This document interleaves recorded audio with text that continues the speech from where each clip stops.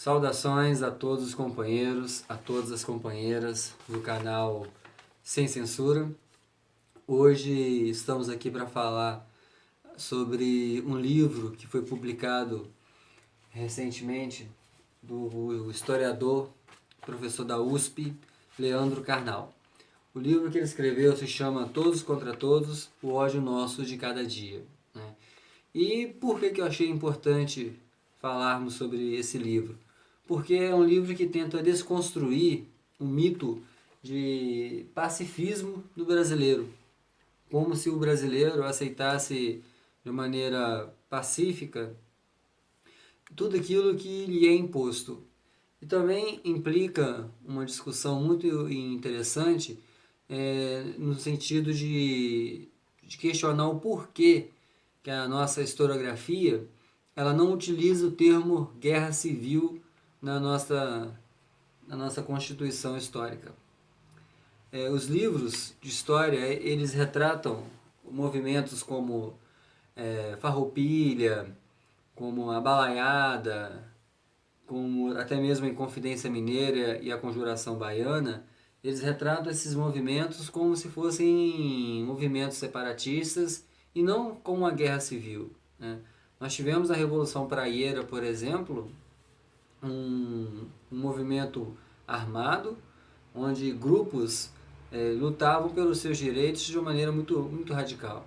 Revolta do Malê, por exemplo, na Bahia, em 1835, foi um movimento onde escravos que eram escravos que aceitaram a religião islâmica e sabiam ler, sabiam escrever, organizaram uma revolta contra a população branca da cidade de Salvador. Então, a história tende a colocar esses movimentos como movimentos, digamos, pacíficos e evita utilizar o termo guerra civil, né? E o livro faz uma comparação muito interessante com os Estados Unidos na Guerra de Secessão, né? Onde o Sul se revoltou contra o Norte e houve quase, por pouco, o país acabou se dividindo. E o interessante é que esse livro do Leandro Carnal, ele faz uma crítica ao livro do Sérgio Buarque de Holanda, O Homem Cordial, né? Que tenta inferir essa questão da passividade do brasileiro. E essa passividade ela cai por terra quando a gente vai falar sobre alguns movimentos, como foi o caso de Zumbi dos Palmares, né? A forma como o Zumbi foi massacrado, né? Interessante, quando o Leandro Carnal ele abordou esse tema, ele colocou de que essa ideia de pacifismo ele é colocado na historiografia como se fosse um paraíso, né? O Brasil realmente é um país em que é abençoado, digamos assim, porque nós não sofremos as catástrofes naturais que acontecem em outras nações, mas o povo brasileiro é acostumado sim com a agressividade, com a violência, com a intolerância. E o interessante é que o Leandro Carnal, quando ele falou a respeito de Zumbi dos Palmares, para citar o exemplo da intolerância e da prepotência do povo brasileiro, ele cita a questão de Zumbi dos Palmares, né? O grande líder do Quilombo, que é considerado um herói da resistência escravista, né? E simplesmente eles contrataram na época Domingos Jorge Velho, um grande bandeirante da época, e simplesmente mataram o Zumbi de uma maneira violenta e cruel, né? E isso demonstra o quanto que aquela elite portuguesa, na sua tradição, era uma elite voltada, obviamente, para o tráfico de escravos, mas era uma elite completamente violenta e ávida para atender seus próprios interesses, mesmo que se fosse necessário massacrar a população que vivia na colônia. E ao longo da história nós tivemos também o caso de Canudos, a Guerra de Canudos, uma das vergonhas da nossa república, que é uma república que nasceu falando de democracia mas agiu com crueldade com relação ao Arraial de Canudos e ao Antônio Conselheiro, né? Então, essa passividade, ela cai por terra quando a gente olha a trajetória histórica do nosso país. E também ele faz uma citação muito interessante do livro Brasil Nunca Mais. Eu até recomendo a todos os companheiros a ler, porque esse livro do Dom Paulo Evaristo, ele questiona o porquê que os torturadores vieram dos Estados Unidos, porque os Estados Unidos financiaram o golpe militar de 1964, e por que aqueles militares eles vieram para o Cone Sul para ensinar os torturadores, até no caso brasileiro, a ensinar como praticar a tortura, né? Então, nós tivemos episódios relatados nesse livro aqui de puro sadismo, né? Onde o torturador tinha o prazer de ver o sofrimento daqueles presos. E essa tortura, esses casos de violência, ela é retratada pela grande mídia de uma forma diferenciada, porque quando a violência ela é contra grupos da elite, ela ganha uma manchete, ela tem um destaque nas primeiras páginas dos jornais. Agora, quando essa mesma violência atinge grupos como os negros, pobres, homossexuais, transexuais, a abordagem da grande mídia ela é completamente diferente. Nós podemos citar o caso da Marielle. Mais de 2 meses se passaram e até hoje a gente não tem a solução não tem uma explicação para o que aconteceu com a Marielle Franco e o seu motorista, que foram brutalmente assassinados no Rio de Janeiro, né? E o livro do Karnal, ele aborda uma questão muito importante também, que é a questão da política de cotas, né? E quem é contra a política de cotas, ele utiliza o argumento de que o Brasil não tem, propriamente dito, um racismo, mas sim uma interpretação de renda, ou seja, um abismo social, né? Essa abordagem, quem defende esse argumento é porque não vivenciou nenhuma prática de racismo, nenhum preconceito, porque o Brasil, aqui no nosso país, é fundamental a questão das cotas, porque é a tentativa de solucionar o preconceito e promover a democratização do ensino superior, né? Ele aborda também uma questão interessante do espírito da elite brasileira. Aí a gente pode até fazer um paralelo com o Gessé Souza, o seu livro A Elite do Atraso, onde ele aborda a questão do síndrome de vira-lata do povo brasileiro. Quando o Copacabana Palace foi inaugurado, ele até cita uma questão interessante, que o príncipe de Gales veio ao Brasil. E houve uma correria gigantesca na época para oferecer champanhe, vinho, bebidas sofisticadas ao príncipe. E o príncipe queria simplesmente tomar cerveja, né? E ele até fala de maneira bem irônica, porque é a ideia de que a elite estava sendo construída ali naquele momento, né?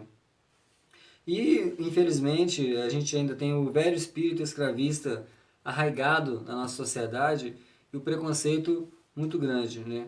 E ele citou no livro dele, nas primeiras páginas do livro, os casos da Maju e da Thaís Araújo, que sofreram um preconceito muito grande, sofreram casos de racismo, né? E o interessante é que ele fala de uma maneira muito didática que as redes sociais ela não contribuiu para o aumento de casos de preconceito, porque os idiotas eles apenas ganharam mais um instrumento para disseminar o ódio, disseminar a misoginia, então, e demonstrar todo o seu preconceito, né? Então a gente tem uma sociedade tecnológica, mas uma geração que acaba disseminando a homofobia, a demofobia, que é a desconfiança do povo, né? E tudo isso se constitui como gestos de ódio, né? E a violência, ela é real. As pessoas acreditam que por estar atrás de um computador, eles podem falar o que bem entenderem e que não sofrerão nenhum tipo de punição. O Leandro Carnal também ele aborda algumas questões fundamentais com relação à mulher, né? Que a gente tem um trânsito muito violento, um dos mais violentos do planeta, e o índice de violência aqui no trânsito brasileiro, e as palestras do Leandro Carnal também é muito interessante, que ele aborda esse assunto, são mais de 100 mil habitantes, né, de pessoas que são assassinadas no trânsito brasileiro. Ele até fala de uma maneira irônica que é muito mais confiável ou até mesmo é melhor você andar na faixa de Gaza, é mais seguro você andar na faixa de Gaza do que andar no trânsito brasileiro. Aí ele aborda uma questão muito importante de quem é a culpa disso. O motorista vai achar que é do pedestre, o pedestre vai achar que é do motorista, o motorista vai achar que a culpa é do ciclista, o ciclista vai falar que não há mais espaço e que os carros não deveriam parar de circular, e que os pedestres também não deveriam circular por aquele local. Então a intolerância, a incapacidade de aceitar o outro na nossa sociedade está muito grande. Ele cita também, para abordar essa questão, o livro do Thomas Hobbes, do Leviatã, onde ele fala que o homem é o lobo do homem. Porque a sociedade hoje brasileira está sendo construída, a gente vai abordar isso mais à frente, principalmente após o golpe parlamentar e midiático, onde as pessoas são incapazes de ouvir o outro, são incapazes de aceitar a opinião do outro. E isso é muito, muito preocupante. E ele fala uma questão muito interessante sobre essa questão da internet, que o ente é tão destruidor quanto qualquer outra coisa, porque antes da internet matar dava trabalho, agora incita o ódio apenas com um clique, né? Aí já entrando na questão da nossa política atual, nós estamos ainda vivendo sob o golpe parlamentar, o golpe midiático, né? E há uma falsa ideia de que a nossa democracia ela está consolidada. Muito pelo contrário. Os últimos acontecimentos vêm mostrando que a nossa democracia está muito abalada, porque nós temos um judiciário completamente parcial, nós temos uma mídia que seleciona as notícias que devem ou não chegar à população, e isso mostra ao longo da nossa história que, infelizmente, sempre foi assim. Não é porque sempre foi assim que nós temos que nos acostumar, muito pelo contrário. E essa intolerância, só para a gente pegar no período da República, lógico que nós podemos voltar lá no período colonial, mas vamos focar na questão da República, na questão de Getúlio Vargas, por exemplo. No governo Vargas, ali no Estado Novo, antes de instalar o Estado Novo, nós tínhamos a Aliança Nacional Libertadora do Luiz Carlos Prestes de um lado, que tentou dar o golpe em 1935, onde não deu certo, e Olga Benário foi enviada para morrer no campo de concentração de Hitler. Nós tivemos também, em 1938, a AIB, Ação Integralista Brasileira, liderada pelo fascista do Plínio Salgado, onde o objetivo era tomar o poder, e eles tentaram invadir o Palácio do Catete, onde Getúlio Vargas se encontrava. E depois que acabou o Estado Novo, nós tivemos um breve período democrático aí, onde Getúlio Vargas voltou ao poder em 1950, sofrendo com a oposição da imprensa, liderada por Carlos Lacerda. Essa imprensa, liderada por Carlos Lacerda, é bem interessante nós fazermos um paralelo com os dias de hoje, porque a figura do Carlos Lacerda no passado é muito associada à figura do Aécio Neves hoje. Por quê? Ele liderou um movimento misógino, um movimento radical contra o governo Vargas. Da mesma maneira que a Aécio Neves liderou um movimento contra a presidente honesta Dilma Rousseff. E esse movimento culminou no golpeitment, onde a Dilma foi retirada do poder da maneira como nós conhecemos. E desde 2014, aqueles movimentos do panelaço, logo após as eleições, quando o Aécio Neves pediu a recontagem dos votos, ele acabou disseminando o ódio e dividindo o país da maneira que está hoje, né? Levando ainda mais à intolerância, à arrogância, à incapacidade de aceitar a opinião alheia. E a única coisa que eles conseguiram gerar disso tudo foi Jair Bolsonaro, que faz homenagens a torturadores, que apresenta um discurso de ódio contra os negros e os descendentes, os afrodescendentes, que apresenta um discurso de ódio contra os homossexuais, contra as mulheres, né, porque é um sujeito completamente machista. Então, o golpe perpetrado em 2016, que retirou do poder uma presidente honesta, isso acabou gerando impactos irreversíveis na nossa sociedade, coisa o que nós estamos presenciando nos dias de hoje. Então, o livro do Leandro Carnal é muito interessante porque ele aborda uma questão que ele foi contra o processo de impeachment, porque ele falava o seguinte: será mesmo que a corrupção ela está somente em um partido político, em uma presidente? Será que a corrupção no Brasil ela seria solucionada com a retirada da presidente? Ele questionava isso em 2016 e sofreu muitos ataques de grupos da extrema-direita e da direita do Brasil que o acusaram de ser petista, de ser... já cunharam o termo petralha, né? Hoje nós temos a divisão de petralhas e coxinhas, né?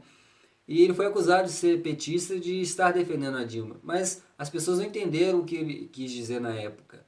Porque, na verdade, o que ele queria dizer é que a corrupção não estava somente em um partido político ou em uma presidente. A corrupção, infelizmente, já está entranhada no nosso país. Aí eu questiono, a corrupção acabou com a saída da Dilma? Nós somos governados por uma quadrilha, né? Quase todos os ministros do presidente ladrão são investigados. Muitos acabaram voltando para o Senado, para a Câmara dos Deputados ou para o Senado, para fugir do holofote, para fugir do aparato propagandístico e simplesmente se esconder atrás do seu mandato e continuar com a sua imunidade parlamentar. E a corrupção continua. Infelizmente, nós estamos sendo governados por um governo golpista, um governo usurpador e que retira do povo brasileiro todos os seus direitos, como se não bastasse os casos de corrupção que temos presenciado todos os dias praticamente. E hoje, politicamente falando, Aécio Neves está desmoralizado. Aqui no estado de Minas ele não consegue ser eleito nem para síndico de condomínio, porque a máscara dele caiu. Então, retiraram uma presidente honesta, não tem nada contra, nunca teve nada contra a Dilma, para colocar um bandido no poder sob o pretexto de acabar com a corrupção. E aquelas pessoas que foram às ruas vestindo a camisa da seleção brasileira, a gente sempre questiona, cadê essas pessoas? Onde elas guardaram a panela que elas levaram para as manifestações? E o livro do Karnal, só para encerrar, ele faz um comentário interessante, que infelizmente muitos casos aconteceram nesse sentido, que alguns jovens que colocaram a camisa amarela e foram bater panelinha na rua, saíam da faculdade, assinavam a lista de presença para um colega e ia falar contra a corrupção, né? E o que ele quis dizer com isso? Que a corrupção, infelizmente, ela está entranhada na sociedade brasileira. É lógico que é muito revoltante a gente ver casos de políticos que ocupam cargo público, roubando dinheiro de merenda, causando prejuízos financeiros enormes, né? Que deveriam ser revertidos à saúde, à educação, enfim. Mas a corrupção ela começa, infelizmente, de baixo também. Quando uma pessoa oferece um suborno a um policial, quando a pessoa ela não fala, não registra o que ela realmente deveria registrar no seu imposto de renda, só para ter uma retificação maior. Então, assim, pequenos casos que se a gente mudar, a gente consegue construir uma sociedade melhor. Então, concluindo, o livro do Leandro Carnal é um livro que é recomendável, porque aborda a trajetória histórica da sociedade brasileira, principalmente no que se refere ao mito do pacifismo do povo, esse mito de que o povo brasileiro sempre foi pacífico, né? Basta agredir de uma maneira mais incisiva o povo que ele vai às ruas. Hoje nós estamos vivenciando a greve dos caminhoneiros. Eu quero até aproveitar a oportunidade e pedir aos companheiros para compartilhar, para fazer postagens e incentivar os caminhoneiros nessa batalha, porque é uma classe muito unida, é uma classe que tem todas as possibilidades de conquistar uns direitos mais consolidados para a nossa sociedade. E a mobilização não pode ser só dos caminhoneiros, tem que ser do povo de uma maneira geral.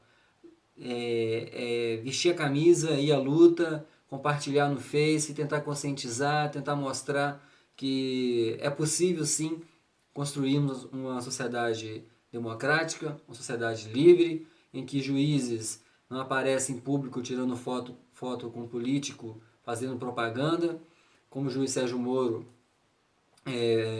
se apresentou numa cerimônia tirando com o Dória, que é pré-candidato ao governo de São Paulo, fazendo propaganda político-partidária, como se um juiz pudesse fazer isso, ainda mais um juiz que colocou o ex-presidente Lula na cadeia, sem provas, sem apresentar nenhuma prova contra o ex-presidente, mostrando que ele é completamente parcial e incompetente para julgar qualquer caso referente a políticos de esquerda, porque o que ele quer fazer é colocar políticos do PSDB de volta ao poder, porque através do voto popular eles não conseguem, né? Porque através do voto popular o povo quer o Lula de volta, né? E as pesquisas que são lançadas, todas as pesquisas mostram isso. E próximo dia 27, a pré-candidatura do Lula será lançada oficialmente pelo Partido dos Trabalhadores. E vamos até o fim, porque o Lula não vai desistir. A história do Lula mostra que essas dificuldades, essas batalhas, fazem parte da vida dele. E o povo humilde, o povo pobre, o povo necessitado está com o presidente Lula, né?